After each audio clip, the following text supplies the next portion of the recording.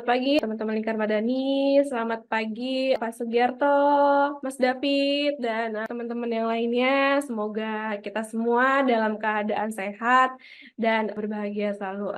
Sebelumnya perkenalkan, saya Indah, admin Lingkar Madani, yang mungkin hari ini akan memandu teman-teman semuanya untuk di kegiatan pelatihan akuntabilitas tata kelola organisasi. Baik teman-teman, diawali dengan pembukaan mungkin ya teman-teman ya, yang akan dibawakan oleh program manajer Lingkar Madani, yaitu ada David Fau. Mas David, apakah sudah siap? Ya, thank you, Indah. Selamat pagi, teman-teman semua. Terima kasih buat teman-teman semua yang sudah menghadiri latihan pertama ini. Pertama untuk fase ketiga Lingkar Madani. Kita mulai dengan pelatihan peningkatan kapasitas organisasi ya, dengan tema akuntabilitas tata kelola organisasi. Aku rasa ini pelatihan akan kita mulai dari akhir Februari ini sampai Maret nanti dengan 5 sesi dan akan ditemani oleh Mas Triarto yang sudah hadir di tempat. Moga-moga pelatihan ini bisa membantu teman-teman terutama dalam terkait dengan bagaimana cara penguatan kapasitas organisasinya, terutama dalam menggunakan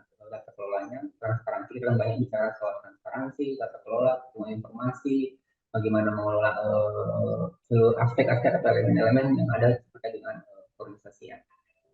Begitu saja dan sekiranya juga ada masukan dari teman-teman nanti dari pelatihan-pelatihan yang akan dilakukan oleh Permadan ke depan ya, di mana kita akan mulai dari 3 bulan pertama ini akan terkait dengan pelatihan terkait kapasitas organisasian. Kemudian di kuartal kedua kita akan mulai dengan pelatihan-pelatihan sifatnya tematik yang berbasis pada survei yang sudah pernah kita berikan kepada teman-teman. Silakan bila ada masukan, kritik dan juga jika teman-teman ingin mengisi kembali survei tersebut, silakan isi kembali dan juga silakan masukan masukannya. Dan semoga pelatihan ini bisa membantu teman-teman kegiatan aktivitas keorganisasian dan selamat mengikuti pelatihan. Terima kasih. Saya rasa itu cukup dari saya. Saya kembalikan ke Indah. Oke, baik. Terima kasih banyak Mas David atas sambutan pagi hari ini. Mungkin selanjutnya di sini ada narasumber kita yaitu Sugiarto Arif Santoso selaku Direktur CSRO yang akan membawakan materi akuntabilitas tata kelola organisasi, yaitu dengan judul Apa dan Mengapa Akuntabilitas bagi Organisasi Masyarakat Sipil. Hal itu saya persilakan ya Pak Sugi. Baik, terima kasih Mbak Indah. Pertama saya ucapkan selamat pagi buat semua. Mas David sebagai koordinator Lingkar Madani dan juga sahabat Lingkar Madani yang sekarang ini sedang ya bersama-sama kita ya di ruang Zoom. Pertama-tama saya mengucapkan juga terima kasih kepada tim Lingkar Madani telah memberikan kesempatan ya pada saya untuk menyampaikan atau menjadi pemantik ya untuk diskusi akuntabilitas organisasi masyarakat sipil. Nah, sebelumnya saya memperkenalkan diri, saya Sugiarto Arif Santoso, saya dari Penabulu, Direktur CSRO, dan saat ini memang Penabulu sedang mendorong dan mempromosikan Civic Space ya, sebagai salah satu programnya. Tema ini merupakan tema yang paling penting bagi organisasi masyarakat sipil. Nah, tema kita akan ada 5 tema nantinya. Yang pertama, prinsip dan kerangkanya. Nanti tema kedua pada saat sesi nanti ya, minggu depan mungkin. Kita akan berbicara tentang 4 dimensi, akuntabilitas, kemudian nanti akan disusul dengan keterbukaan informasi publik, akan disusul dengan pengelolaan program. Nah, semoga teman-teman nanti bisa mengikuti terus ya, sehingga sampai 5 sesi berikutnya. Nah, untuk sesi pertama, apa dan mengapa akuntabilitas organisasi masyarakat sipil? Ini sesi pertama ini memang sesi kita memulai tentang akuntabilitas. Kenapa akuntabilitas OMS ya, gitu ya? Kenapa nggak akuntabilitas yang lain? Jadi sebelum kita bicara akuntabilitas OMS, tentu kita akan membicarakan dulu OMS-nya itu sendiri. Apa itu OMS ya? Kita akan sharing, saya sebagai pemantik, mungkin nanti ada pengalaman-pengalaman dari teman-teman dan juga sharing pengetahuan yang mungkin kita bisa lakukan dalam forum ini. Nah, kalau kita bicara organisasi masyarakat sipil, itu ada beberapa sejarah ya, ada beberapa sebutan ya untuk organisasi masyarakat sipil. Dan ini memang sudah menjadi ya sudah lama ya sudah kebingungan ya antara penyebutan ORNOP atau LSM atau OMS atau ORSOS gitu ya, bahkan juga LPSM. Tetapi memang sejatinya organisasi masyarakat sipil itu tumbuh.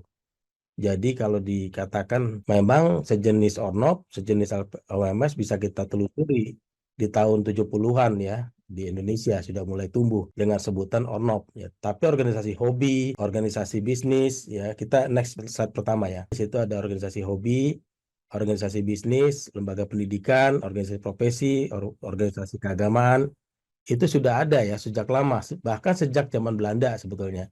Kemudian sejak kemerdekaan juga organisasi-organisasi itu tumbuh. Tetapi kapan adanya organisasi non pemerintah? Nah, ini yang jadi perbincangan kita pada hari ini.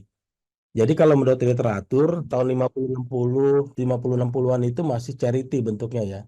Tapi pada saat 70-an di Indonesia sudah mulai dikenal istilah organisasi non pemerintah, atau bisa disebut dulu berganti-ganti namanya ya, masih organisasi non pemerintah, NGO ya, non government organization di tingkat internasional. Jadi ini merupakan gerakan internasional yang tidak hanya berbicara charity, tapi juga bicara tentang pemberdayaan masyarakat, bicara tentang perubahan kebijakan publik, kemudian juga mengawasi kinerja pemerintah. Nah, ini mulai 70-an ya. Jadi udah menggunakan kata-kata ORNOP gitu ya, organisasi non pemerintah. Namun demikian, istilah ORNOP mendapat kritik ya banyak ya, pedas ya, dari masyarakat dan pemerintah juga, bahwa kurang tepat ya untuk mendudukan organisasi, istilahnya non pemerintah berarti kan bukan pemerintah begitu. Kesannya seperti sebagai ancaman ya bagi negara. Tapi sesungguhnya itu hanya istilah ya. Yang kemudian tahun 78-an kemudian muncul istilah LPSM gitu. LPSM 78 muncul LPSM yang lembaga pengembangan swadaya masyarakat. Kemudian itu sedikit meredakan ya perdebatan-perdebatan itu. Jadi ORNOP kemudian dari LPSM. Kemudian juga pada tahun 80-an itu muncul istilah LSM di sebuah workshop yang diselenggarakan oleh Bina Desa pada saat itu. Nah, jadi memang jalur dari organisasi masyarakat sipil ini berliku-liku ya, ketimbang tadi ya organisasi hobi, bisnis itu tetap ada sepanjang zamannya. Tetapi organisasi sejenis yang mengkritik kinerja pemerintah, pemberdayaan masyarakat, kemudian juga melakukan advokasi kebijakan itu memang punya sejarah yang sedikit berbeda. Nah, istilah LSM baru muncul saja, tapi kemudian tahun 81 sudah mulai masuk menjadi nomenklatur dalam Undang-Undang Pengelolaan Lingkungan Hidup. Jadi nama LSM sudah ada. Nah, ini sejarah OMS ya, organisasi masyarakat sipil yang kita kenal saat ini. Nah, sementara organisasi kemasyarakatan atau ormas itu memang sudah tumbuh sejak lama. Dan sifatnya memang lebih ke pemberdayaan masyarakat, kemudian juga mengawal atau pendidikan ya, sektor-sektor pendidikan, kesehatan, dan lain-lain. Dan ini bisa kita lihat ya, ada organisasi hobi juga, organisasi bisnis, kemudian organisasi profesi, bahkan organisasi keagamaan. Ini kita menyebutnya sebagai organisasi kemasyarakatan. Nah, peta ini perlu kita dalami karena memang ketika kita bicara OMS atau kelompoknya ORNOP, LSM, LPSM gitu ya, itu memang mendorong bagaimana terjadinya proses nilai-nilai demokratisasi gitu ya, mendorong mempromosikan nilai-nilai demokratisasi, nilai-nilai hak asasi manusia, bahkan melakukan kritik terhadap kinerja politik ya, kinerja pemerintah dan lain-lain. Itu kemudian agak membedakan dengan organisasi kemasyarakatan ya, yang lebih masif, lebih edukatif, dan lain-lain. Itu kira-kira gambaran peta dari organisasi masyarakat sipil dan bagaimana kaitannya dengan ormas. Next, selanjutnya kita lihat lini masanya ya, lini masa regulasinya. Dalam lini masa regulasi kelihatannya di sini agak tumpang tindih ya, antara yang tadi kita sebut organisasi masyarakat yang tumbuh dari tahun 70 dengan organisasi kemasyarakatan yang memang sudah ada, seperti organisasi hobi, profesi, dan lain-lain, itu sudah ada. Nah, organisasi masyarakat sipil yang tadi menjunjung, yang mendorong nilai-nilai demokratisasi itu memang berbeda lini masanya. Tetapi dalam lini masa regulasi, ini agak tumpang tindih ya. Kita lihat dari, misalnya kita tarik ke 45 ya, 1945. Itu Undang-Undang Dasar 45 menyebutkan tentang kebebasan masyarakat berhak berserikat, berkumpul ya, dan mengeluarkan pendapat. Itu 45. Jadi konstitusi kita sudah menjamin adanya kebebasan berserikat, kebebasan berkumpul. Kemudian tahun 1981 dikenal baru istilah LSM. Jadi udah sekian lama ya, dari 45 ya, kita baru mengenal istilah LSM gitu ya. Tetapi dalam perjalanan ormas sendiri, kemudian ada tahun 85 Undang-Undang tentang Ormas. Jadi tahun 81 kita kenal LSM di dalam Undang-Undang Pengelolaan Lingkungan Hidup, tetapi dalam undang-undang juga nomenklaturnya ormas gitu. Nah, ini jadi ada 2 nomenklatur pada saat itu ya, 81 masih berjalan, Undang-Undang Perubahan Lingkungan Hidup, 85 sudah diatur tersendiri tentang ormas dengan nomenklaturnya organisasi kemasyarakatan. Nah, yang kita pahami bahwa organisasi kemasyarakatan ini akan mengatur ormas tadi gitu ya. Ternyata tidak. Pada tahun 2001 kemudian disusunlah yayasan. Ternyata yayasan ini tidak hanya mengakomodir yang tadi yang kita sebut dengan OMS, tapi juga mengakomodir ormas-ormas lain juga menjadi yayasan. Jadi bahkan kita yayasan rumah sakit gitu ya, harapan kita atau yang yayasan lain-lain itu dulunya memang menjadi sama dengan OMS yang kita maksud ya, yang mendorong advokasi kebijakan, yang mengkritik kinerja pemerintah itu jadi sama gitu. Semuanya dalam satu badan hukum yayasan gitu, dan juga sebetulnya perkumpulan sudah ada tapi belum populer saat itu karena yang baru lahir adalah Undang-Undang Yayasan tahun 2001. Sehingga itu garis-garis terputus dari ormas kepada tahun 85 kemudian 2001 menjadi yayasan. Jadi semuanya kumpul di yayasan, garis-garis putus. Dalam konteks regulasi ini garis tegas ya, karena ormas bisa ke yayasan. Tetapi dalam konteks suatu story tentang suatu sejarah tentang organisasi masyarakat sipil, ini garis putus-putus. Karena bagaimanapun ada perbedaan antara organisasi masyarakat sipil dan juga organisasi kemasyarakatan gitu ya. Itu perbedaannya cukup jelas. Nah, di sini di dalam konteks undang-undang kelihatan disamakan. Kemudian kita bergerak ke tahun 2008 muncul Undang-Undang Keterbukaan Informasi Publik. Di situ sudah jelas bahwa seluruh organisasi kemasyarakatan maupun organisasi berbadan hukum ya, organisasi sosial berbadan hukum itu merupakan badan publik. Jadi sudah dikumpulkan menjadi satu ya, menjadi satu istilah badan publik ya. Jadi tahun 2008 LSM yang kita sebut LSM, kemudian NGO ataupun yayasan, perkumpulan itu sebagai badan publik tahun 2008. Nah, ini ketika menjadi badan publik maka sebetulnya akuntabilitas di sini yang sudah mulai dimuncul secara formal, secara resmi gitu ya, secara perundang-undangan. Secara sah sudah muncul yayasan, perkumpulan dan juga organisasi kemasyarakatan itu harus melaporkan ya kepada publik tentang kegiatan-kegiatannya begitu. Dan juga ada informasi-informasi yang diatur tersendiri ya, informasi yang dikecualikan, informasi yang setiap saat ada itu diatur di dalam keterbukaan informasi publik.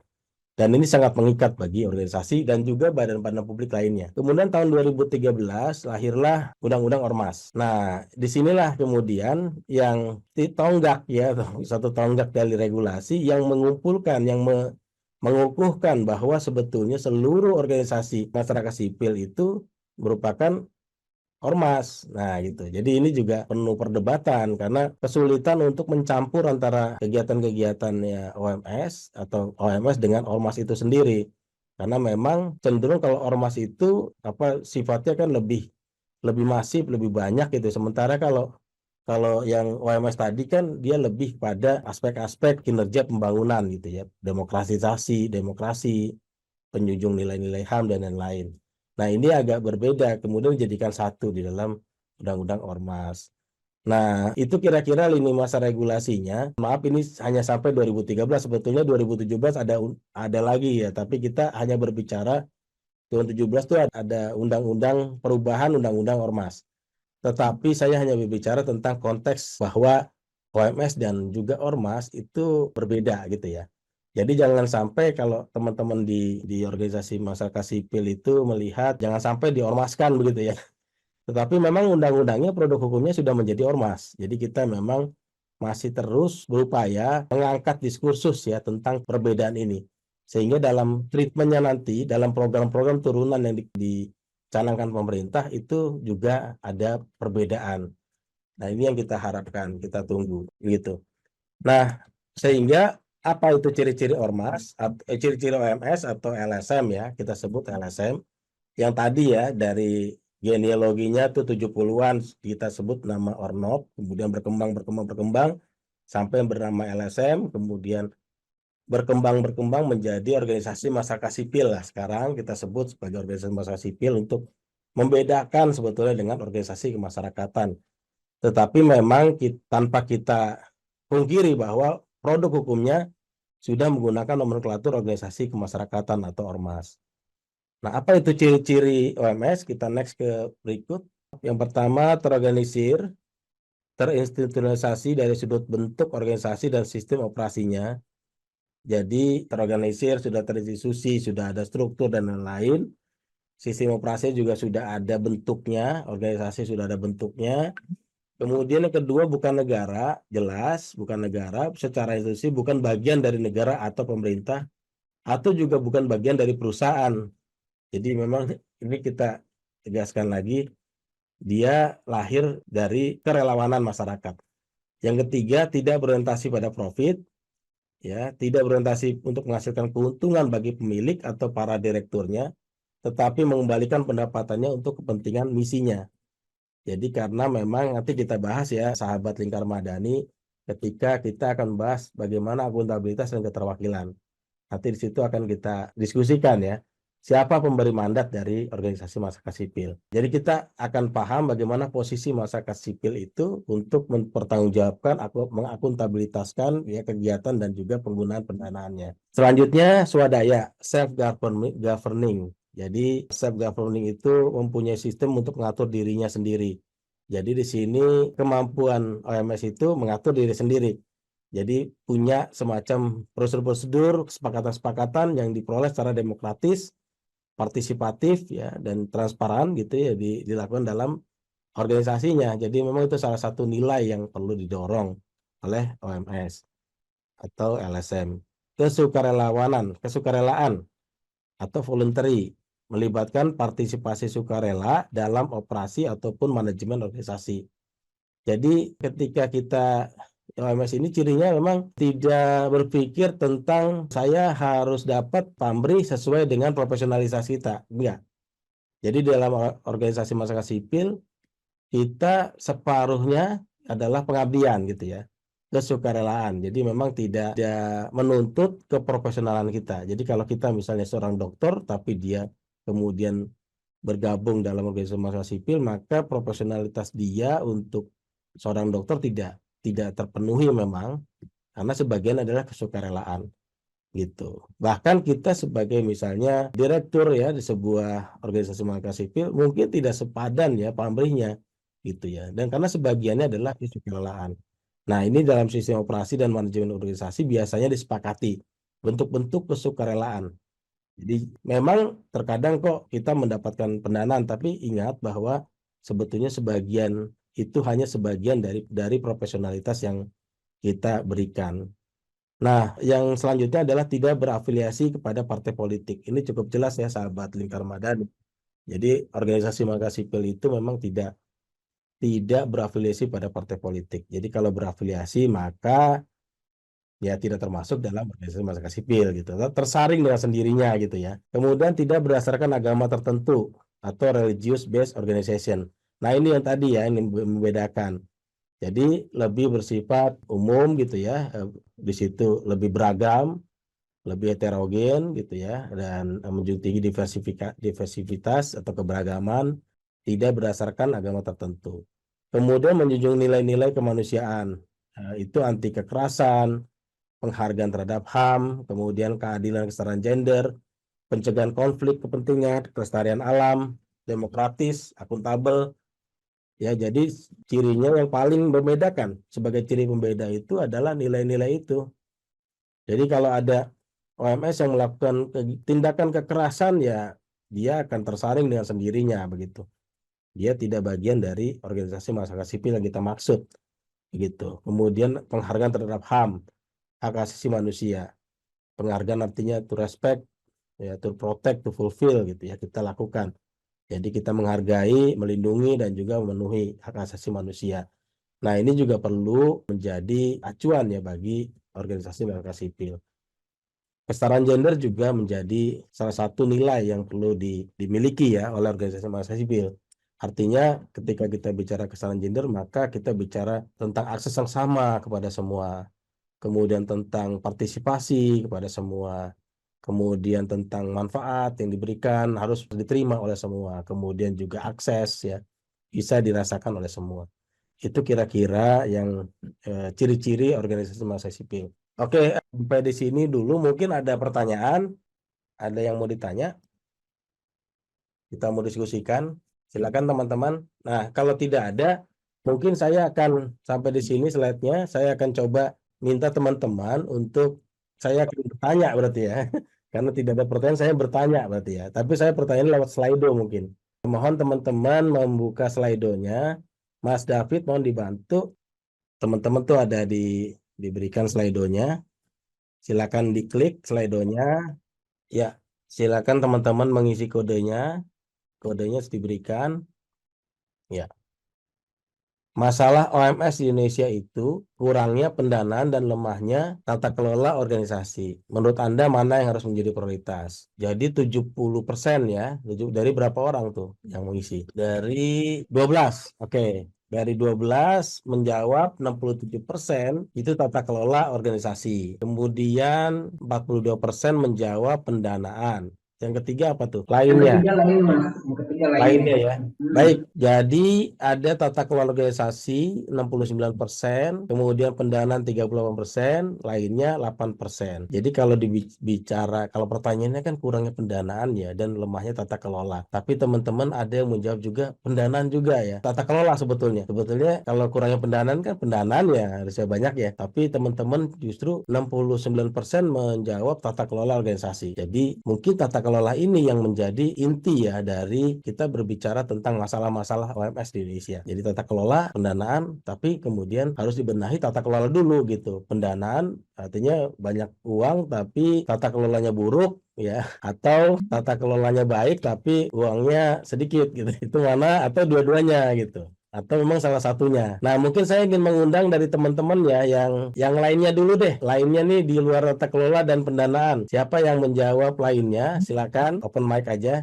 Selamat siang. Selamat siang, Ibu. Ya, tadi saya tidak memilih lainnya, tetapi sempat terpikir SDM ya. Apakah SDM termasuk dalam tata kelola atau tidak? Karena Baik. saya pikir ya yang kami rasakan itu SDM juga itu menjadi masalah cukup besar buat kami. Maaf, dengan Ibu siapa? Monica. Oke, Bu. Terima kasih, Bu. Oke, ada lagi yang menjawab lainnya? Oke, Bu Monica, terima kasih ya atas komentarnya ya lainnya. Aslinya SDM ya. Jadi kalau SDM itu memang masuk tata kelola organisasi, Bu. Jadi SDM itu tata kelola organisasi kan mencakup banyak hal ya. Ada setidaknya ada 4 aspek. Aspek landasan organisasi, aspek tata kelola organisasi, aspek tata laksana, aspek dari keberlanjutan. Nah, jadi aspek SDM itu masuk di tata laksana organisasi. Tata laksana organisasi itu berkaitan dengan SDM, kantor, kemudian ada komunikasi publik ya, dan terus juga ada knowledge management, itu juga masuk di dalam tata kelola nanti. Begitu Bu Monika? Baik, terima Ya. kasih. Kalau gitu saya ingin mengundang teman-teman yang di tata kelola dulu nih, yang banyak. Kenapa memilih tata kelola ya ketimbang pendanaan? Silakan. Itu ada 69% dan ini menunjukkan bahwa teman-teman betul-betul ingin bahwa tata kelola ini diperbaiki dulu, bahwa pendanaan bisa menjadi prioritas nomor 2 begitu kira-kira. Ini siapa nih yang bicara nih? Saya menjawab Verena Puspawardani dari Puspawardani. Indonesia.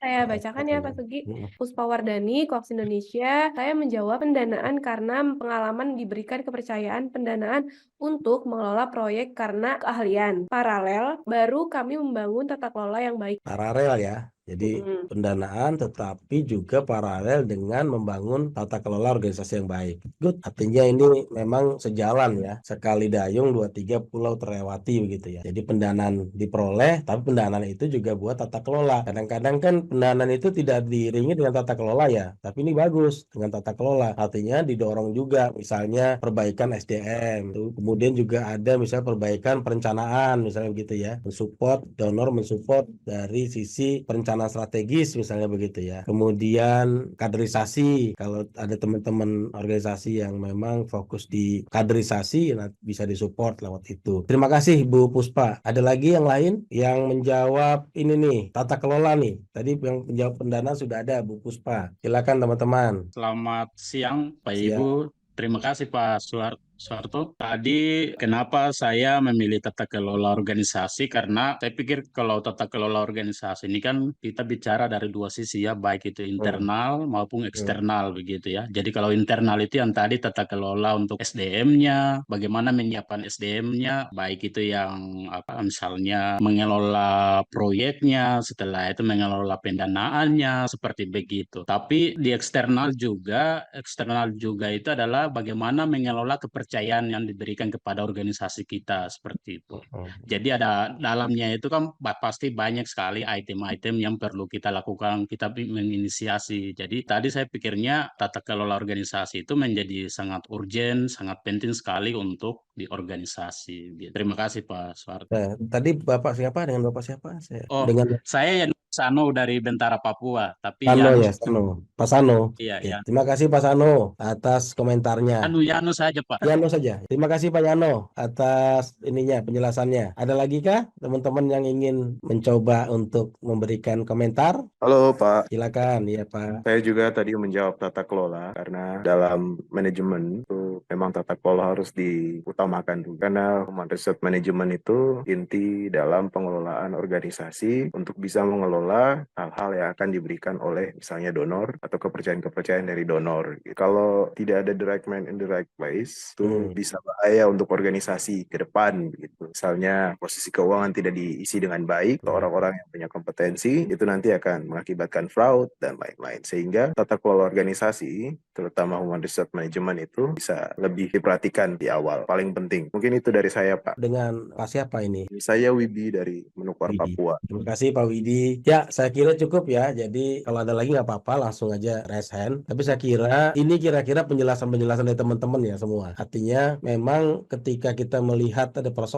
dua persoalan besar di Indonesia yang dihadapi oleh UMS. Satu soal pendanaan. Pendanaan kenapa? Karena semakin lama semakin turun ya pendanaan dari internasional, semakin berkurang gitu ya. Dan ini akan terus terjadi ya sampai 5-10 tahun ke depan. Dan tentu ini jadi persoalan besar bagi kita. Nah, yang kedua soal tata kelola. Nah, tata kelola ini ketika memang ada pendanaan pun kemudian tata kelolanya tidak siap, maka sebetulnya tidak bisa kita mendapatkan pendanaan juga gitu. Karena bagaimanapun tata kelola menjadi hal penting, dan tadi kata Pak Widi inti dari organisasi. Jadi saya pikir saya sepakat. Jadi dua alasan, pendanaan maupun tata kelola itu juga menjadi penting. Tadi pendanaan tuh menurut Bu Puspa tadi ya oke, pendanaan tapi juga dukung dong tata kelola kami begitu ya. Saya pikirnya juga satu win-win solution ya untuk mengatasi dua hal tersebut yang dihadapi oleh organisasi masyarakat sipil. Jadi satu, kita juga perlu berjen kita mendapat pendanaan, tolong juga disupport tata kelolanya begitu ya. Tata kelolanya itu banyak ya, bisa knowledge management, bisa manajemen sumber daya, bisa manajemen kesukarelawanan gitu ya. Juga misalnya manajemen mobilisasi sumber daya, itu juga bisa gitu. Jadi dukungan-dukungan ada bisa diarahkan ke sana. Kalau kita mendapatkan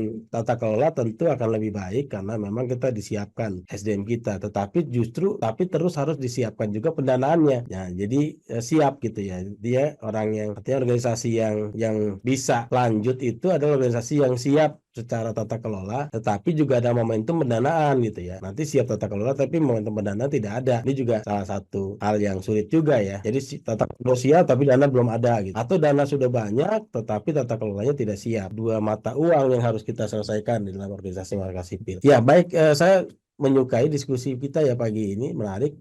Menurut saya banyak hal yang bisa kita tangkap ya dari diskusi kita pada yang tentang pertanyaan pertama tadi. Kita lanjut ke slide berikutnya ya. Slide berikutnya tentang akuntabilitas ya. Berarti kan kalau dilihat dari diskusi kita tadi, tentu sahabat Lingkar Madani bisa melihat ya bahwa sebetulnya akuntabilitas itu sama dengan apa yang dilakukan oleh organisasi masyarakat sipil. Jadi melekat pada diri organisasi masyarakat sipil. Akuntabilitas itu bicara tentang tata kelola yang baik, yang nantinya akan mendatangkan kredibilitas mendatangkan pendanaan. Atau bisa juga pendanaan yang tadi untuk memperbaiki tata kelola. Jadi akuntabilitas itu melekat pada organisasi masyarakat sipil. Nah, kalau kita bicara akuntabilitas, ini ada pendapat ya dari buku dari Konsil LSM Indonesia, itu bicara akuntabilitas itu bicara pertanggungjawaban atas mandat-mandat. Ya, mandat-mandat. Jadi mandatnya apa? Ditanggungjawabkan gitu, pertanggungjawabkan. Jadi kita punya mandat, kita perlu mempertanggungjawabkan. Nah, itu akuntabilitas. Jadi kalau kita tidak bisa mempertanggungjawabkan berarti nggak akuntabel gitu ya. Sifatnya tidak akuntabel. Kalau kita bisa mempertanggungjawabkan baik itu kegiatan maupun keuangan, itu dinamakan akuntabilitas. Jadi akuntabilitas itu bukan soal keuangan saja gitu ya, finansial saja, tapi juga akuntabilitas itu bicara tentang apa yang sudah dimandatkan kepada kita. Mandat kita adalah advokasi kebijakan, maka pertanggungjawabkanlah itu, gitu ya, advokasi kebijakan dari mulai konsultasi publik, konsultasi ke daerah-daerah, kemudian bikin policy paper, lobby dan negosiasi, gitu ya, hingga rapat dengar pendapat umum dan lain-lain, gitu ya, untuk advokasi kebijakan. Kemudian juga tanggung gugat. Jadi bisa dibilang akuntabilitas itu tanggung gugat, bisa ditanggung gugatkan. Boleh-boleh aja. Jadi ya, ketika bicara akuntabilitas, ya kita sadar bahwa kita sedang ditanggung gugat ya. Yang selanjutnya adalah bentuknya. Bentuk akuntabilitas itu bisa pelaporan, ya bisa pelaporan, bisa pelibatan gitu ya, dan bisa juga cepat tanggap. Itu salah satu bentuk akuntabilitas. Jadi tidak hanya pelaporan saja ya, tapi juga bisa melibatkan kelompok sasaran, melibatkan stakeholders, melibatkan media. Itu bentuk-bentuk dari akuntabilitas. Agar stakeholders, penerima manfaat, pemerintah tahu tentang kerja-kerja yang kita lakukan, tahu tentang dana-dana yang kita gunakan, yang kita keluarkan ya, sudah kita keluarkan untuk kepentingan visi misi organisasi. Nah, itu kira-kira akuntabilitas. Nah, mengapa dia melekat pada OMS? Karena OMS sendiri harus menjunjung tinggi nilai akuntabilitas. Gitu. Kenapa begitu? Tadi pada slide awal tadi kita sudah sampaikan bahwa OMS itu tidak hanya mengerjakan karikatif, pemberdayaan masyarakat, kemudian advokasi kebijakan, tapi juga melakukan kontrol sosial, kontrol terhadap kinerja pemerintah. Nah, kontrolnya ya bentuknya akuntabilitas, anti korupsi, dan lain-lain. Maka diri si OMS ini juga sebetulnya harus juga berbicara tentang akuntabilitas gitu.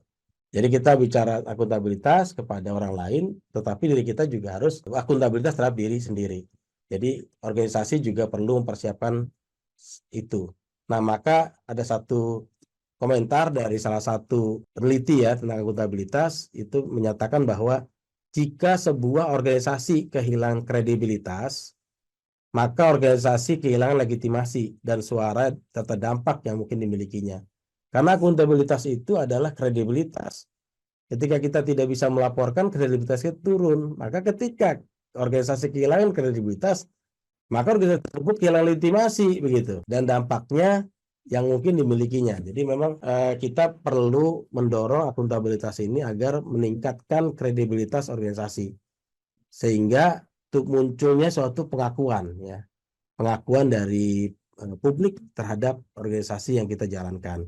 Karena kita organisasi betul-betul menjalankan visi misinya juga sudah kita sampaikan gitu ya ke masyarakat, terus juga visi misi kita sampaikan kepada masyarakat dan juga mendapat feedback gitu. Bahkan kita membuat kanal-kanal ya, kanal-kanal pengaduan, kanal-kanal partisipasi untuk mereka.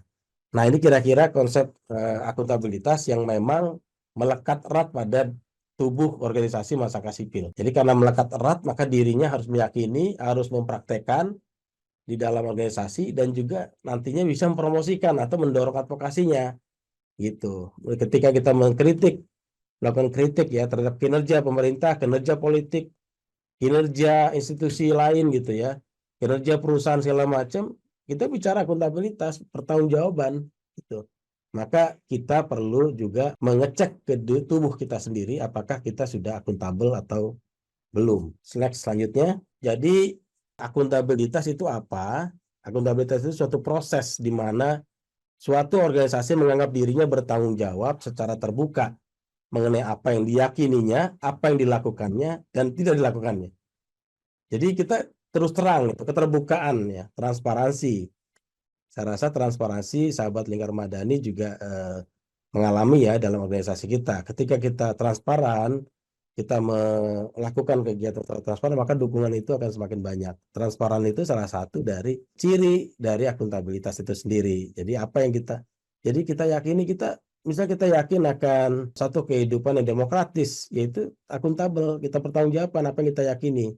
Kemudian apa yang kita lakukan, kita pertanggungjawabkan apa yang kita lakukan. Baik itu kegiatan, bentuk-bentuk kegiatan dalam organisasi, kemudian bisa juga penggunaan keuangan, terutama ya, ada bentuk-bentuk kegiatannya yang kita pertanggungjawabkan, keuangannya, dan juga capaian, gitu, capaian-capaiannya. Apakah capaian-capaian ini berkontribusi ya kepada perencanaan pembangunan yang sedang berlangsung, ya? Itu juga salah satu akuntabilitas, gitu ya. Kita punya satu perencanaan di daerah, untuk perencanaan nasional juga punya. Perencanaan nasional itu ya bentuknya RPJMN gitu ya, atau RPJP, kalau daerah itu RPJMD gitu kan. Nah, ini perlu juga kita mencantolkannya ke sana, sehingga kelihatan sekali bahwa kita punya satu kredibilitas ya sebagai organisasi yang bisa berkontribusi kepada pembangunan daerah kita sendiri. Tanpa kita permisif ya, artinya terima begitu saja, tapi kita juga perlu critical engagement. Jadi pelibatan yang kritis ya terhadap proyek-proyek pembangunan, juga bertindak kritis terhadap kebijakan-kebijakan yang lahir yang punya perspektif kepentingan masyarakat. Jadi itu salah satu ciri dari organisasi masyarakat sipil. Menjunjung tinggi hak asasi manusia, anti kekerasan, demokratisasi gitu ya. Itu ciri-cirinya. Kelestarian alam.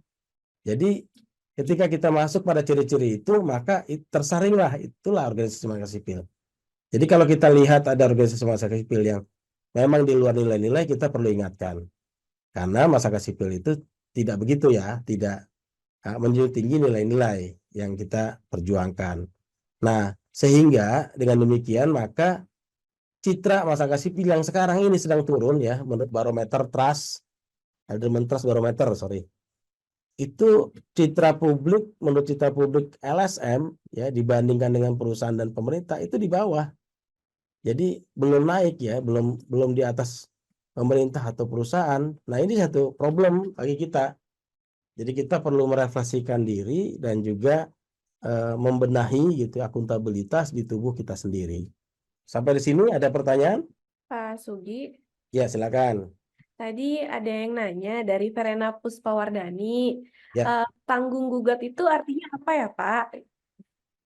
Tanggung gugat itu ya, oke, tanggung gugat itu ya tanggung jawab ya, cuman kalau di dalam kita itu tidak menjawab, tapi kita juga menggugat. Kita tidak minta pertanggungjawaban, tapi kita minta pertanggungguggatan gitu.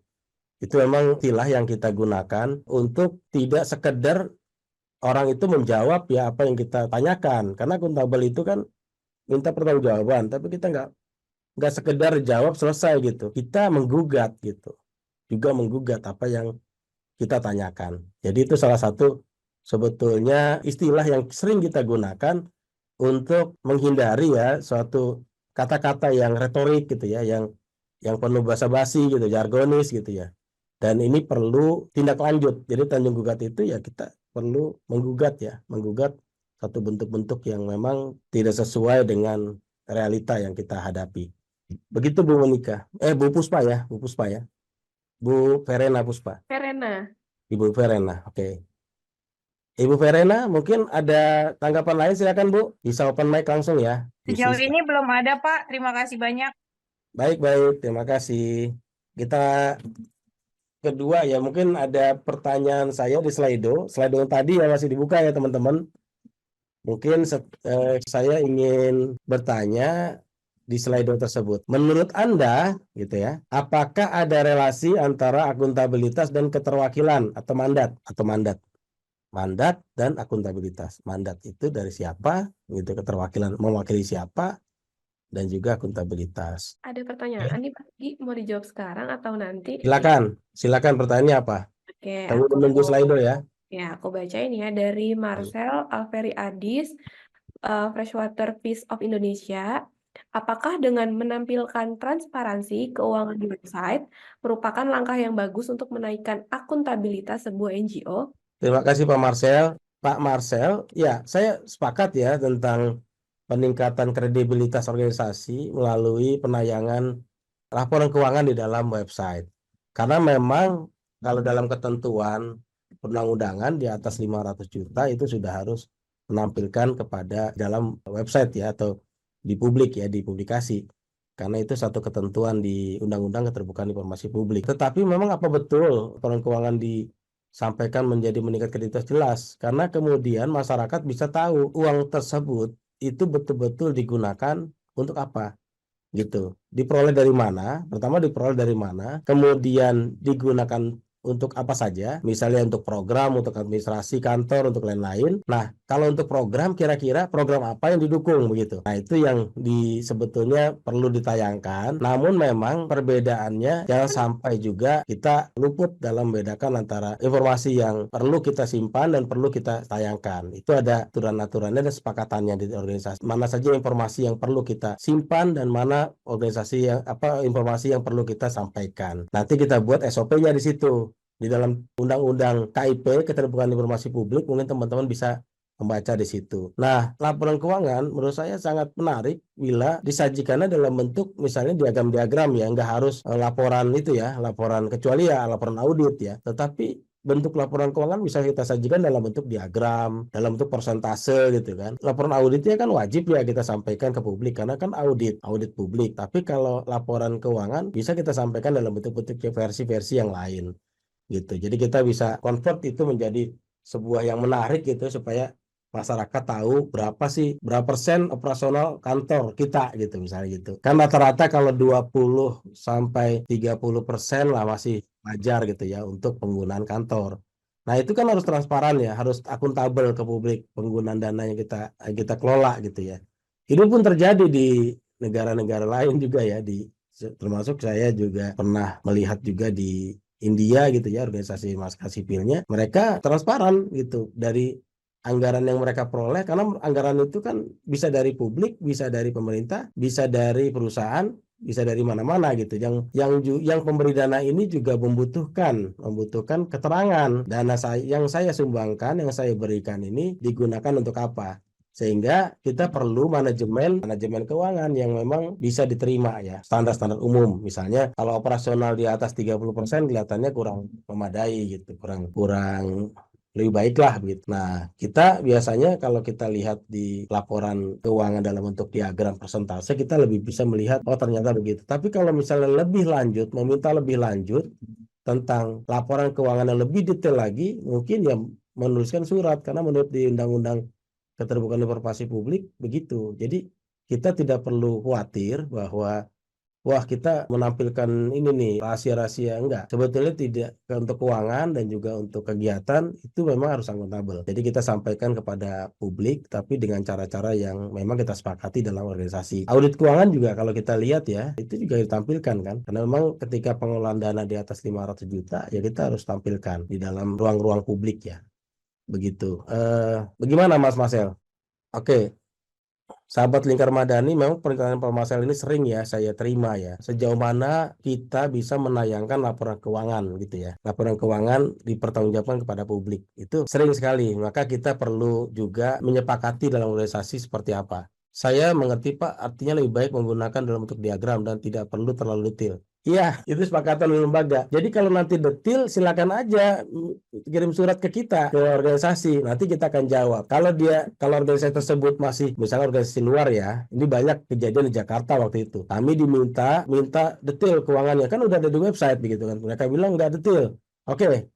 Kita mau detail, kita kasih detail tapi surat. Nah, mereka kirim surat. Nanti kalau mereka merasa kita waktu itu nggak kirim surat sih, nggak balas suratnya gitu ya, nggak balas suratnya, kita nggak respon. Mereka berhak minta mediasi gitu ya ke Komisi Informasi Publik. Silakan gitu. Mereka melakukan mediasi. Jadi kita ada di ruang namanya. Jadi kita dimediasi dengan mereka. Dimediasi, kenapa tidak menyerahkan data-data itu segala macam? Ya silakan aja proses seperti itu kita lewati gitu. Tapi kalau memang lembaga ini akuntabel, kita juga tanya pada lembaga yang bertanya, Anda akuntabel nggak? Laporan Anda gimana? Kegiatan Anda gimana? Keuangan Anda bagaimana? Jadi kita berhak juga menanyakan kepada lembaga lain yang memang meminta detail data kita. Jadi memang itulah ada aturan-aturan tertulis yang kita lakukan. Itu Pak Marcel. Jadi memang kita jangan sampai tersudutkan ya dengan pertanyaan-pertanyaan seperti itu. Tidak. Sebetulnya kita memang harus buka, tetapi memang kadar bukanya sejauh mana. Artinya kita bentuk diagram, persentase, segala macam. Nah, kalau butuh kedetailan bisa. Namun kalau audit program memang dibutuhkan ya. Kalau di atas 500 juta, itu memang dibutuhkan untuk disampaikan. Sehingga publik jadi tahu, oh betul juga gitu ya. Bahwa dari sekian dana yang kita terima, yang kita berikan kepada organisasi Anda, ternyata Anda betul-betul amanah, betul-betul akuntabel. Anda betul-betul menjalankan itu, duitnya betul-betul tersalurkan kepada petani, kepada siapa gitu, menjadi kelompok sasaran gitu ya, kepada korban pelanggaran HAM dan lain-lain misalnya begitu. Kemudian ternyata Anda juga amanah dalam menggunakan anggaran ini, karena dari total seluruh anggaran Anda cuma ambil untuk operasional kantor, gaji segala macam 20 sampai 25 atau 30 gitu. Jadi itu pun wajar. Jadi itu yang kita jaga gitu ya. Jadi kita berdialog kepada publik. Maka kita kembali ke relasi antara akuntabilitas dan keterwakilan. Ada 9 yang menjawab. Semuanya menjawabnya ada.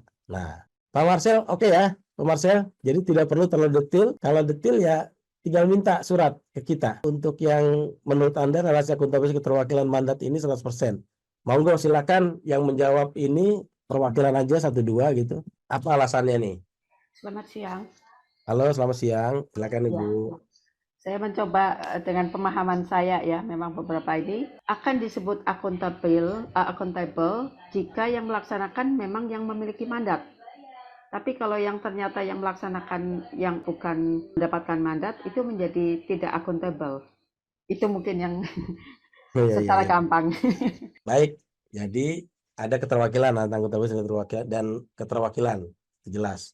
Karena kalau ada kata mulut Bu Monika yang memiliki mandat, ya tentu akuntabel begitu ya. Baik, yang lain gimana? Pak Sena ingin bertanya, dia sudah raise hand. Oh silakan Pak Sena. Kalau bicara akuntabilitas dan aberpa dan keterwakilan, relasinya kalau saya iya, karena tapi ada hal-hal tertentu yang untuk saya mandat ini kan sebenarnya mandat di mana kita bekerja sebenarnya. Jadi yang tadi bicara tadi di awal terkait akuntabilitas dan juga dengan pelevelan kita tentang ini, kalau saya akuntabilitas kami itu lebih banyak berkaitan dengan apa yang kita wakili. Jadi yang kita pertanggungjawabkan itu lebih ke mandat yang diberikan oleh siapa, baik donor ataupun dengan masyarakat atau komunitas yang kita wakili. Tapi tidak kemudian ini bukan persoalan dendam atau tidak, tetapi ini bicara keadilan. Karena selama ini kami juga membuat permohonan informasi kepada badan publik, mereka tidak pernah memberikan. Ngapain kita memberikan kepada mereka? Yang sebenarnya mereka punya kewajiban, nah terutama di pemerintahan dan swasta. Ya, kalau saya lebih banyak pertanggungjawabannya kita itu lebih kepada mandat yang diberikan oleh siapa, baik itu teman-teman komunitas masyarakat ataupun itu sih. Terima kasih Pak Sena. Menarik Pak Sena ya. Jadi memang mandat itu di mana kita bekerja. Terus akuntabilitas juga terkait dengan apa yang kita wakili, yaitu donor. Kenapa pertanyaan ini muncul? Karena memang banyak pertanyaan kepada OMS ya. Terutama ketika kita advokasi kebijakan. Kita datang ke DPR terus tanya, kamu mewakili siapa? Begitu kan. Itu pertanyaan-pertanyaan yang susah ya, untuk kadang juga kita bisa jawab, kadang juga tidak gitu. Karena kalau bicara kamu mewakili siapa begitu, itu kan agak-agak ini ya, agak sulit menjawabnya, karena memang keterwakilan kita rata-rata itu bukan keterwakilan dari masyarakat. Keterwakilan kita kan keterwakilan dari isu. Jadi ketika ada pertanyaan itu, sebetulnya Anda mewakili siapa begitu kan, gitu ya. Kalau DPR jelas dapil 1, dapil 2, dapil 3 gitu. Tapi kalau OMS kan tidak begitu gitu ya, tidak seperti itu. Kalau ada pertanyaan gitu, memang yang paling utama kalau kita memang dapat mandat langsung dari masyarakat, oke. Tapi bagi OMS yang sebagian besar tidak, memang lahir karena ada urgensitas ya dalam isu tertentu, justru pertanggungjawabannya pada mandatnya itu dari isu tersebut. Jadi isu-isu itu yang kita bertanggung jawab pada isu pendidikan, isu kesehatan, isu pemberdayaan perempuan dan lain-lain gitu.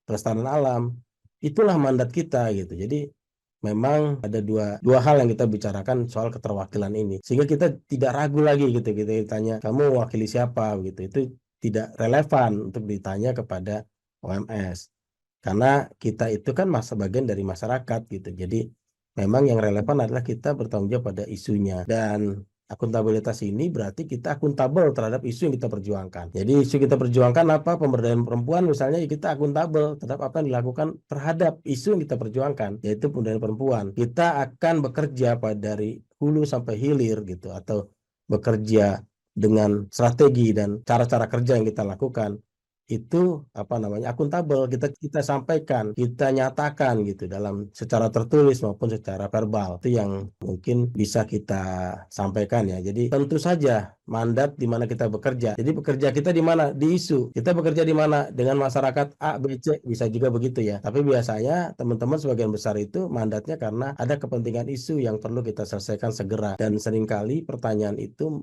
dari tempat lain, dari DPR atau dari pemerintah, menanyakan tentang Anda mewakili siapa.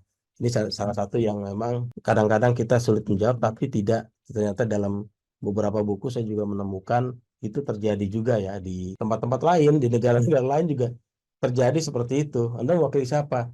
Ternyata dalam buku ini juga diberitahu bahwa kita mewakili isu.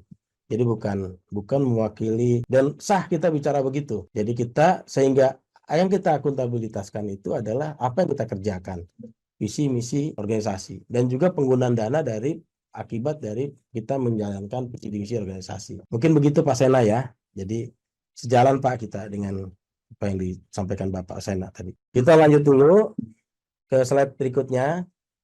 Terima kasih Mas David dan Mas Anton. Slide berikutnya, jadi bicara akuntabel itu, OMS akuntabel itu artinya apa?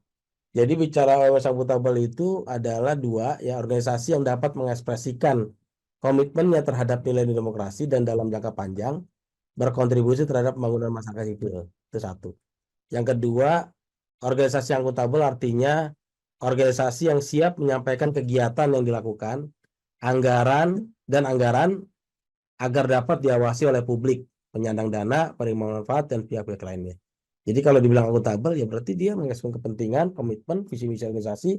Yang kedua, bisa menyampaikan tentang kegiatan yang dilakukan dan anggarannya, gitu ya. Agar dapat diawasi publik, gitu, penyandang dana, penerima manfaat, dan pihak-pihak lainnya. Nah, itu yang kesimpulan dari diskusi kita tadi. Kemudian apa sih tantangan mendorong akuntabilitas selanjutnya ya? Saya mengambil ini dari beberapa diskusi kita, diskusi tentang workshop akuntabilitas dengan teman-teman OMS. Saya melihat ada 3 hal yang sering dibincangkan ya di antara kita. Satu, kami kurang pengetahuan tentang tata kelola yang akuntabel, gitu ya. Sehingga ketika kita bicara akuntabilitas, pasti kalah dong dengan organisasi yang tata kelola sudah kuat gitu. Laporan tahunan ada terus, audit ada terus tiap tahun, NPWP juga ada, kemudian AHU atau akte hukumnya ada gitu ya. Nah, itu ada semua gitu ya tentang legalitas organisasi. Bahkan sampai rekening bank segala macam udah menggunakan nama organisasi. Yang kedua, kurangnya persepsi biaya yang mahal gitu ya. Karena untuk audit aja kita banyak juga ya, mahal banget gitu. Kemudian padahal kegiatan kita juga dari donor tidak menyediakan anggaran untuk audit gitu ya. Nah, itu juga salah satu yang sering sering muncul ya dalam diskusi-diskusi tentang workshop akuntabilitas. Yang ketiga, memakan waktu lama gitu. Jadi lama gitu ya, akuntabilitas tuh lama, kita harus susun ini, susun itu, susun ini gitu. Kita bisa jalan pintas kok begitu kan. Ini 3 hal ini sahabat Lingkar Madani yang sering muncul ya. Ada tambahan nggak mungkin dari teman-teman? Kalau ada, tantangannya apa sih mendorong akuntabilitas? Selain 3 ini, ya jadi ada kurangnya pengetahuan tata kelola untuk akuntabilitas, persepsi biaya yang mahal, memakan waktu yang cukup lumayan besar gitu. Nah, ini yang sering kita jumpai. Padahal sebetulnya kurangan pengetahuan tata kelola organisasi yang akuntabel. Nah, ketika kita sadar ada kurang tata kelola, maka sebetulnya kita perkuat ya. Perkuat dengan ikut-ikut program peningkatan kapasitas yang disediakan oleh jaringan atau disediakan oleh teman-teman ya dari yang memang khusus organisasi yang mendorong akuntabilitas, tata kelola. Gitu, tata kelola yang akuntabel. Ini bisa kita lakukan. Terus persepsi biaya yang mahal, sebetulnya ini kan kita keburu khawatir ya dengan biaya. Padahal sebetulnya bisa dengan berbiaya murah juga. Kita bisa menampilkan apa kegiatan-kegiatan kita. Bisa melalui sosmed gitu kan, yang murah, meriah. Jadi kegiatan-kegiatan kita bisa sosmedkan juga. Bahkan anggaran kegiatan tadi dalam bentuk yang sederhana bisa kita sampaikan ke website. Sehingga kemudian kredibilitas lembaga itu semakin tinggi gitu ya. Nah, tidak terjebak pada tidak mau akuntabel karena biayanya mahal. Nggak begitu gitu. Jadi nggak terjebak di situ. Karena kita bisa berbagai strategi untuk bisa akuntabel. Bisa menyampaikan visi misi kita, kegiatan-kegiatan kita kepada publik, kepada pemerintah, kepada yang lain-lain ya, stakeholder yang lain. Dengan cara-cara yang lebih praktis, yang lebih murah. Kemudian makan waktu lama. Ini juga bisa disiasati ya. Kita punya knowledge management yang mungkin bisa memangkas waktu-waktu yang lama tersebut, membuat laporan misalnya ya. Wah, waktunya lama membuat laporan, padahal sebetulnya bisa dengan cara-cara yang sederhana. Yang penting apa yang kita lakukan itu yang dipertanggungjawabkan. Begitu. Pertanggungjawabannya bisa dalam, bisa juga summary ya. Tapi juga kita perlu menyusun yang lebih dalam lagi. Cuman secara pertanggungjawaban publik bisa summary. Karena ketika kita publik mau menelusuri lebih jauh, ada bahannya gitu. Kita punya. Gitu teman-teman, ada tanggapan? Pak Sugi, ada Mas David dan Mas Kuntoro yang ingin bertanya, mungkin mereka raise hand. Siapa Silakan yang ingin Pak bertanya? Kuntoro. Silakan. Ya, terkait dengan akuntabilitas ya, ini cukup menarik sih. Tapi kalau menurut pendapatku secara pribadi, akuntabilitas itu memang tidak terbatas pada satu aspek yaitu auditasi. Banyak aspek yang bisa kita lakukan untuk kita mencapai akuntabilitas, terutama yaitu tadi di tata kelola yang aspek-aspek lainnya itu ada. Selain itu adalah satu human resources yang memang andal, ahli di bidangnya, dan penempatan orang sesuai dengan pengetahuan dan skillnya dia. Satu. Kemudian sistem yang terbangun dan terlaksana dengan baik suatu organisasi. Karena tanpa ada sistem yang cukup baik dan cukup kuat, akuntabilitas akan sulit juga kita capai. Nah, sementara audit sendiri itu adalah produk akhir dari akuntabilitas, di mana audit itu nanti yang akan menilai apakah suatu lembaga itu sudah akuntabel atau belum di sistem yang terbangun di dalam lembaga, apakah itu berdasarkan hukum dan sumber daya manusia yang available di dalam organisasi, apakah memang orang yang cakap, yang ahli di bidangnya masing-masing. Karena kalau di keuangan ya memang dia punya pengalaman dan memang punya kemampuan di dalam pengelolaan keuangan. Baik itu juga program misalnya orangnya memang betul-betul paham dengan yang dihitung, kemudian dia juga paham bagaimana menjalankan program yang mandatkan pada organisasi. Begitu juga dengan untuk personel monitoring dan evaluasi, apakah si orang tersebut juga bisa monitor jalannya program dengan baik dan dapat melaporkan segala progres dari program itu kepada pemberi mandat. Nah, terus kemudian kalau saya dengar dari teman-teman kesulitan terkait pendanaan audit, aku cuma bisa turun saran teman-teman mungkin kalau misalnya teman-teman dapat opportunity atau kesempatan mengakses pembukaan request for proposal seperti itu, teman-teman bisa cantumkan juga tuh proposalnya bahwa teman-teman membutuhkan biaya untuk audit. Jadi, tapi beban audit itu, terutama untuk audit lembaga ya, beban audit itu tidak dibebankan ke satu proyek saja, urun rembuk di beberapa proyek yang mungkin sedang berjalan pada saat itu. Jadi biaya auditnya pun tidak terlalu mahal ya. Itu yang kami lakukan. Jadi, walaupun memang cukup mahal sih, tapi kami membagi kepada beberapa dan donor biasanya tidak terlalu keberatan kalau memang karena itu kita strict. Nah, kira-kira itu sih Mas tanggapanku terkait untuk akuntabilitas. Baik, terima kasih Mas Kuntoro. Jadi memang meneguhkan tadi ya, sebetulnya juga proposal, dimulai call proposal kita bisa memasukkan biaya-biaya audit. Tapi memang itu satu upaya ya, biasanya juga donor bisa menerima, bisa juga tidak ya. Ada donor yang mau diaudit, ada yang enggak. Dan kalau ada mau juga program auditnya gitu. Tadi Mas Kuncoro bilang kita tinggal tambahkan sedikit kalau misalnya mau yang lembaga gitu kan. Bisa begitu atau nanti bisa kita diskusikan dengan si auditor. Bisa nggak dua-duanya lahir gitu ya dengan biaya segitu. Jadi ada audit lembaga, ada audit program gitu. Jadi audit program ada audit lembaga. Saya juga udah pernah lakukan itu ya dengan budgetnya audit program tapi dapat 2 gitu lembaga juga. Tapi ya, karena lembaganya tidak mengelola terlalu banyak juga gitu. Jadi bisa dinegosiasikan harganya. Ya, oke, terima kasih Mas Kuntoro atas masukannya. Masih ada lagi yang raise hand? Ada Kak Tantri Nofur. Silakan Pak Tantri. Dari mana Bu? Dengan Tantri dari PT PPMA. Silakan Bu. Yang saya mau tanyakan Pak, beberapa kali kami terlibat dalam audit milik donor. Jadi kami bersama, terus tiba-tiba dalam perjalanan itu donor diaudit dan kami menyiapkan dokumen-dokumen kami. Nah, pertanyaan saya, apakah hasil audit itu bisa di-share ke kami? Idealnya bisa di-share ke kami sebagai lembaga mitra atau tidak?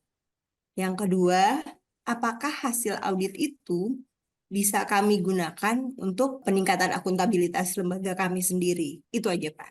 Ceritanya yang PT PPMA ini yang melakukan audit ya Bu? Bukan, lembaga donor diaudit oleh audit internal mereka. Oh, internal Otomatis mereka. dokumen kami dong yang diaudit karena kami adalah grantinya. Nah, hasil itu boleh nggak kami sebagai mitranya mendapat kembali gitu, mendapat hasil audit itu yang pertama. Kedua, apakah hasil itu bisa kami gunakan sebagai salah satu sertifikat atau apalah kalau hasilnya bagus untuk menunjukkan bahwa akuntabilitas kami baik gitu. Kalau seandainya hasilnya baik. Itu aja. Terima kasih, Pak. Baik, terima kasih Bu. Pertama, untuk menjawab pertanyaan pertama, mungkin kita perlu dudukan dulu ya Bu ya. Entitasnya berbeda antara donor dan kita, organisasi. Kalau donor kan dia bakal mengaudit banyak organisasi lain ya, selain dari kita. Jadi memang secara umum akan banyak banget gitu. Apakah kita bisa lihat hasil auditnya? Selama mereka membuka seperti penjelasan saya tadi, selama mereka menyatakan itu terbuka dan juga dalam PPID-nya ada informasi publiknya itu menyatakan itu informasi yang bisa dibuka, ya bisa diambil Bu. Tapi kan tidak hanya organisasi kita di situ, ada campur ya dengan organisasi-organisasi lain sehingga sulit untuk mendeteksi lagi mana yang kita gitu. Itu yang pertama. Jadi saya pikir untuk yang donor tergantung si donornya, si lembaga donor, karena dia punya PPID juga, punya panitia pengelola informasi publiknya gitu. Nah, itu yang perlu kita tanyakan juga ke mereka. Cuman kalau untuk menayangkan itu sebagai hasil audit kan perlu dipilah-pilah ya. Paling enggak kan sulit. Yang paling mungkin adalah ketika PT PMA ini mempunyai laporan keuangan gitu. Laporan keuangan kemudian dibuat, mungkin kalau bukan audit ya, itu semacam ringkasan gitu ya, ringkasan diagram, tapi memang belum diaudit. Bisa dibilang unaudited gitu. Jadi bisa dibilang sumber ini dari PT PMA ini unaudited, tapi tetap ditayangkan. Kalau misalnya mau untuk peningkatan kapasitas pasti Bu. Jadi kalau hasil audit itu untuk peningkatan kapasitas akuntabilitas pasti terjadi. Cuman secara kita ini kan tidak melulu audit ya, bisa kita menyertakan kalimat di bawahnya catatan laporan keuangannya PT PMA itu unaudited gitu ya. Jadi belum diaudit memang gitu. Jadi boleh aja Anda lihat gitu, tapi ya ini belum diaudit. Itu salah satu trik-trik ya, strategi-strategi untuk akuntabel. Jadi akuntabel caranya bisa berbagai macam ya. Yang paling ya, sebenarnya audit itu kan kepentingannya bukan buat donor aja ya, buat organisasi juga. Tapi rata-rata memang audit diperlukan ketika kita apply proposal gitu. Dalam proposal donor-donor itu biasanya diminta untuk audit lembaga tahunan. Tapi bisa juga kalau untuk meningkatkan akuntabel bisa aja dengan menampilkan kinerja keuangan kita gitu selama setahun. Itu tadi siapa tadi yang disinggung di atas tadi kita sudah diskusikan dengan Pak Sena atau dengan Pak Marcel ya tadi ya. Kita bisa dengan cara misalnya diagram yang lebih sederhana, tidak detail, Gitu-gitu ya, bisa seperti itu. Begitu Bu Tantri, jadi perlu juga kita melihat, karena dua entitas berbeda ya, dua organisasi berbeda. PT PMA sendiri, donor juga punya prosedur dan aturan tersendiri gitu.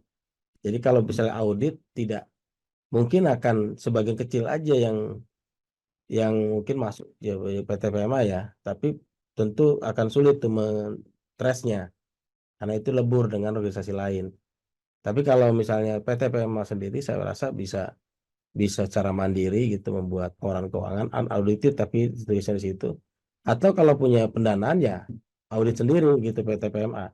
Oke, noted ya. Baik, terima kasih. Pak David tadi mau resign juga ya, Mas David ya? Iya, betul.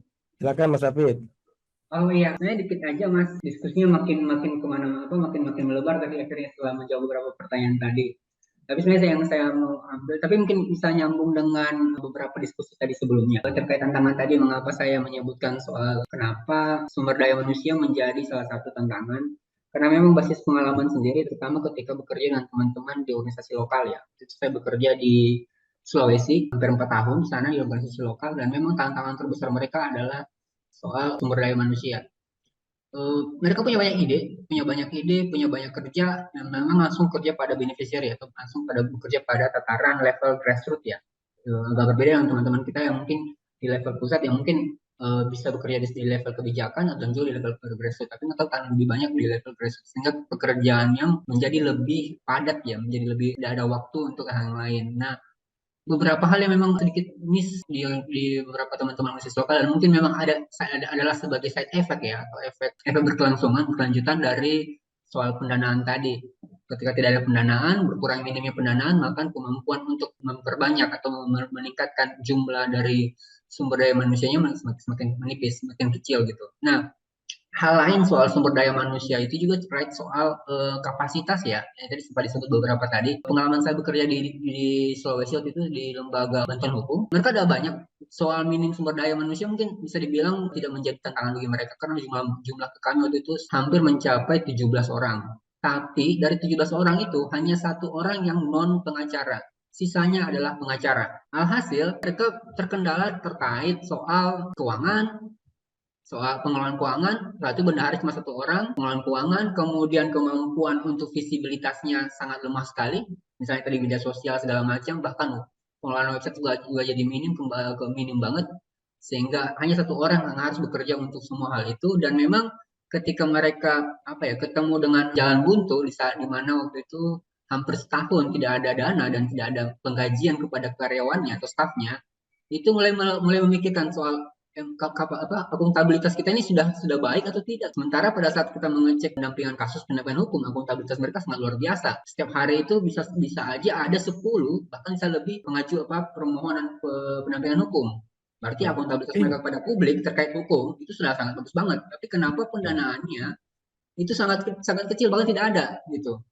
Hasil mereka kita mencoba kemarin waktu itu merefleksikan diri dan melihat kemungkinan yang lain yang muncul kemudian adalah soal visibilitas pertama, kemampuan untuk visibilitas, kemudian untuk melihat sumber daya kita itu tidak hanya satu profesi saja atau satu kapasitas, tapi mungkin ada kapasitas lain yang bisa dilibatkan dalam satu organisasi. Memang dia bicara bantuan hukum, tapi kapasitas terkait pengelolaan media sosial misalnya kampanye itu sangat penting banget. Kemudian kapasitas soal mail, kapasitas soal komunikasi kepada publik itu sangat lebih penting. Jadi memang ada kompleksitas terkait kapasitas sumber daya manusia tadi itu. Nah, hal yang lain adalah yang kemudian muncul adalah waktu itu adalah memperkuat jaring baik di level lokal maupun di level nasional. Karena waktu itu memang kita kebentur dengan audit waktu itu. Mau diaudit apa ketika tidak ada kegiatan selama hampir setahun lebih, hampir 2 tahun. Apa yang mau diaudit? Kalau nggak ada program hampir 2 tahun. Nah, hasil kita mencoba memperkuat mencari jejaring, dan mungkin waktu itu karena visibilitasnya sudah mulai naik, beberapa teman-teman yang memiliki program-program yang sifatnya bisa didiskusikan untuk mendapatkan dukungan audit gitu, itu bisa terlaksana waktu itu. Dan yang audit adalah kegiatan-kegiatan yang memang sifatnya seperti kata Mas kita ditabung. Kegiatan kecil itu bisa dimention terus dalam auditnya, ditabung terus dan dimention, dan juga ditambahkan dengan meningkatnya visibilitas mereka saat itu. adanya chat tahu segala macam mulai dilengkapi semua dokumen-dokumen yang sifatnya kepada publik itu bisa memperkuat sebenarnya akuntabilitas kita baik kepada publik maupun kepada donor. Aku sekalian respon juga kali Mas Gia soal tadi soal sentilan dikit soal lingkar madani dengan audit tadi ya. Mungkin itu bisa kita diskusikan Mas Ena atau itu bisa kita diskusikan kembali karena memang itu bisa salah satu kemarin yang sempat kita pikirkan juga di lingkar madani bahwa soal audit ini bisa menjadi diskusi menarik atau isu menarik bagi teman-teman mitra lingkar madani. Dan memang di pelatihan berikutnya terkait revitalisasi keuangan nirlaba itu salah satu materi adalah soal audit. Jadi Kasena, orang keuangan di organisasi Kasena bisa harus malah saya minta sini harus ikut dalam pelatihan itu akan kita laksanakan di bulan Maret nanti dan bisa jadi kita akan diskusikan ke berikutnya. Kemudian baik dalam sisi dalam metode peer learning bersama dengan teman-teman organisasi yang lain karena ini menarik banget bisa diskusikan bersama pengalaman dari teman-teman mitra lingkar madani dan juga mungkin nanti akan ada potensi dukungan yang lain akan kita coba cari kepada teman-teman terkait dengan audit ini. Begitu Mas Vicky dari aku. Terima kasih. Thank you Mas David. Saya rasa tidak ada yang perlu direspon ya. Sudah lengkap ya, menambahkan saja. Oke, kita ke slide berikutnya. Ya, tentang 5 alasan penting akuntabilitas. Kita sudah diskusi ya, kita hanya meresum aja. 1, kredibilitas, tentu itu soal kredibilitas. Jadi semakin tinggi kredibilitas, semakin penting akuntabilitas. Kemudian soal peningkatan kinerja. Ini juga menjadi alasan penting kenapa akuntabilitas itu penting. Peningkatan kinerja itu terkait dengan pengakuan dan kerja-kerja visi misi organisasi.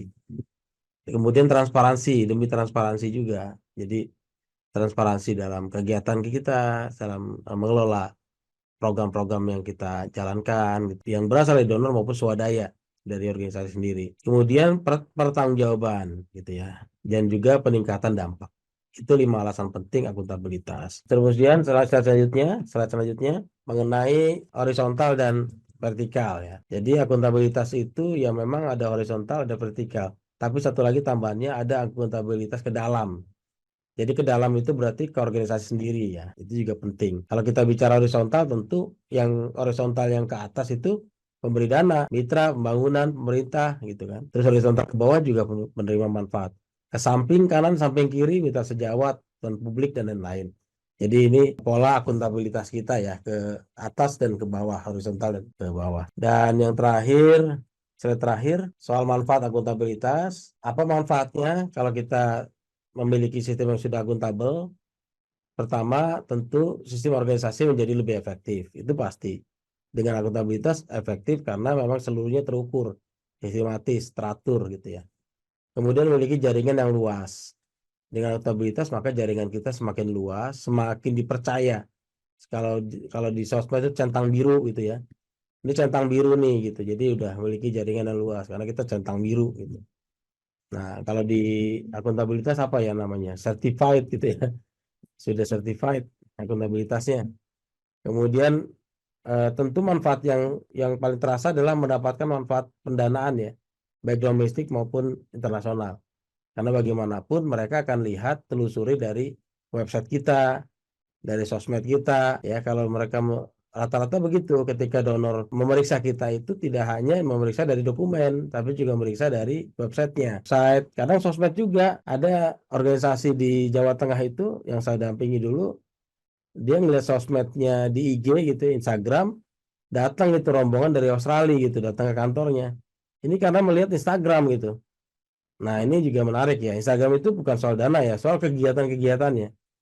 Nah selanjutnya bicara akhirnya kolaborasinya soal dapat pendanaan juga gitu dari kolaborasi yang ada. Karena memang daya tarik orang kan pertama kegiatannya ya, baru kemudian pendanaannya akan berlanjut. Kecuali call proposal. Kalau call proposal ya pasti kita permintaan dulu proposal ya, teknis maupun anggaran, kemudian akan dicek gitu. Tentu yang dicek apanya ya, tentu kelengkapan dokumen, referensi dan lain-lain. Yang selanjutnya adalah memperoleh kepercayaan dari stakeholders. Itu juga manfaat akuntabilitas. Karena apa yang kita lakukan transparan, bisa diketahui semua gitu ya. Bisa dikoreksi semua, bisa ditanggapi, bisa dikritik. Jadi disitulah akhirnya menjadi organisasi akuntabel. Karena akuntabel itu kalau nggak dikritik ya bisa dipertanyakan akuntabilitasnya. Maksudnya belum diuji gitu, belum diuji. Bukan berarti tidak baik, tapi belum diuji. Tapi seharusnya organisasi itu memang diuji dengan berbagai pertanyaan-pertanyaan yang kritis gitu. tentang organisasinya.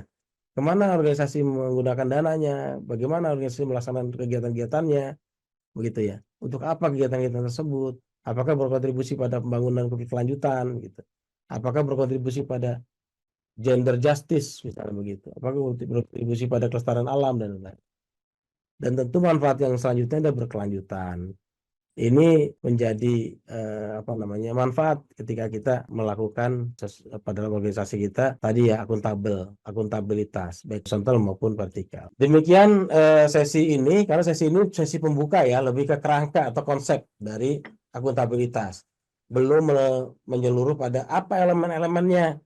Elemen-elemen akuntabilitas itu nanti sesi berikutnya kita akan berembuk ya, kita akan diskusikan urun rembuk. Mungkin teman-teman nanti bisa juga mempersiapkan juga informasi-informasinya. Nanti di sesi berikutnya kita akan bicarakan tentang lebih dalam tentang apa sih elemen-elemen akuntabilitas itu sendiri gitu ya. Nah, dari materi saya sampai di sini, mungkin teman-teman ada yang mau menanggapi, komentar, ataupun memberi saran, kritik, dan lain-lain. Karena salah satu bentuk dari presentasi ini juga akuntabel ya, kita mintakan kritik gitu ya. Meminta saran-saran itu juga bentuk akuntabilitas dari apa yang kita presentasikan. Silakan teman-teman kalau ada. Kalau tidak ada, kita mulai slide kali ya, satu pertanyaan lagi terakhir. Di OMS ini itu beresiko ya, penuh dengan resiko. Apalagi kita kalau ada OMS yang mengerjakan advokasi publik gitu ya. Resikonya itu berbagai cara. Ada pertama soal ketika kita melakukan advokasi kebijakan atau kontrol kinerja pemerintah atau kinerja politik, ada beberapa hal yang memang dalam buku ini ditulis ada 5 hal yang memang kita alami nggak gitu sehari-hari. Yang pertama, yang paling lazim digunakan ya oleh penguasa ya, itu menggoyang kredibilitas kita. Jadi kredibilitas organisasi itu dipertanyakan gitu. Orang-orangnya akan didoxing dan lain-lain ya. Itu memang menjadi alat bagi pemerintah untuk mendelegitimasi ya peran-peran dari OMS.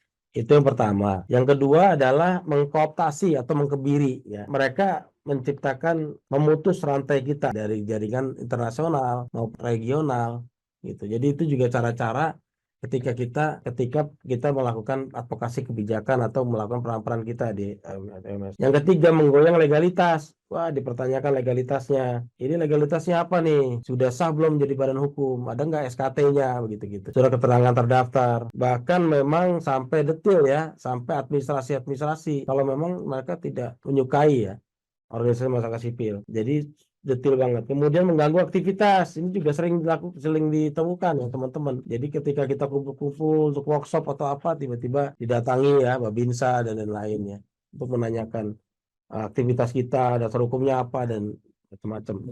Yang kelima, campur tangan dan melanggar hukum. Ini juga salah satu cara-cara dari penguasa ya. Tapi dengan menggunakan cara yang orang lain gitu, misalnya merusak sarana kerja, menuduh staf dari OMS tersebut kriminal begitu. Nah, maka sebetulnya pertanyaan ini adalah dari beberapa aspek resiko-resiko kita di OMS itu, maka apakah akuntabilitas menjadi batu sandungan OMS? Jawabannya ya tidak ya.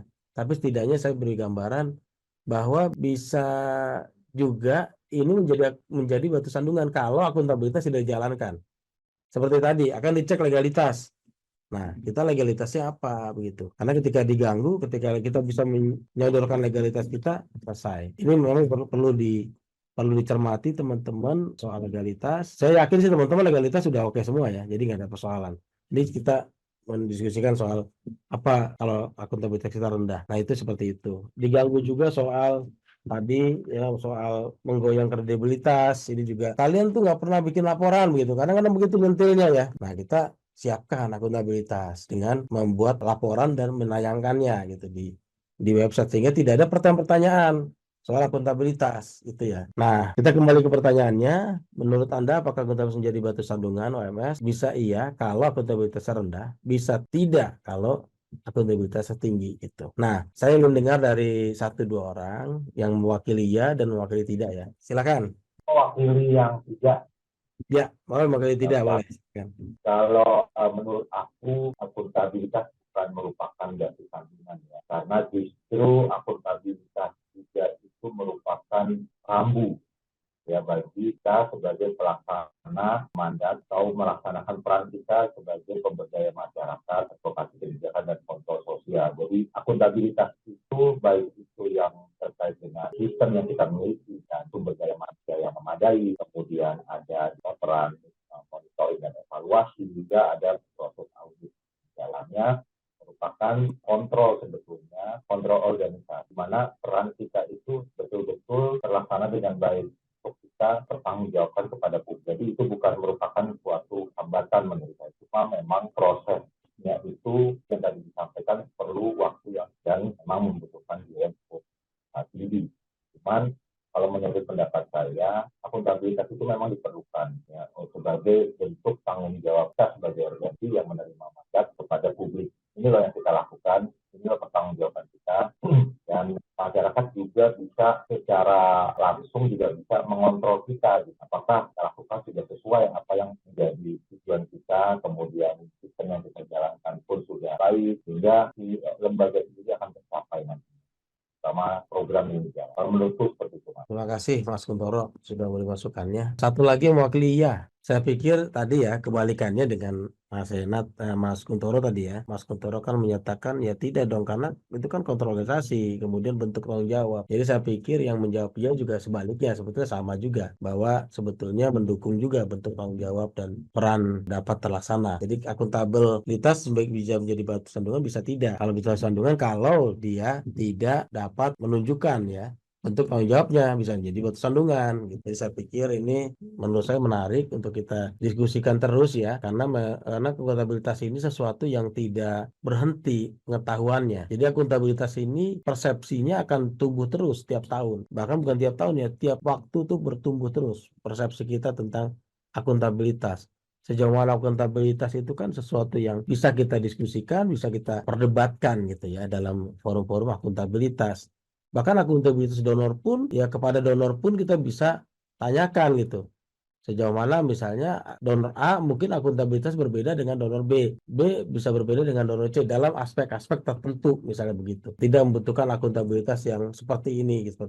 Jadi bacaan-bacaan akuntabilitas itu memang cukup beragam ya, sehingga tidak punya pengertian yang tunggal gitu tentang akuntabilitas yang dimaksud. Jadi bisa beragam tergantung dari kebutuhan pada siapa kita mempertanggungjawabkan itu semua. Baik teman-teman, saya pikir itu materi pada hari ini, diskusi kita, arun rembuk kita, bincang-bincang kita pada hari ini. Semoga sahabat Lingkar Madani dapat sesuatu ya dan bermanfaat buat organisasi masing-masing. Demikian dari saya, sesi 1, apa dan mengapa akuntabilitas, dan sampai ketemu di sesi berikutnya. Wassalamualaikum warahmatullahi wabarakatuh. Saya kembalikan kepada Mbak Indah. Terima kasih banyak Pak Sugi atas materinya untuk sesi 1 hari ini. Baik, sebelum penutupan, aku minta teman-teman untuk nyalain video. Kita foto bersama dulu ya.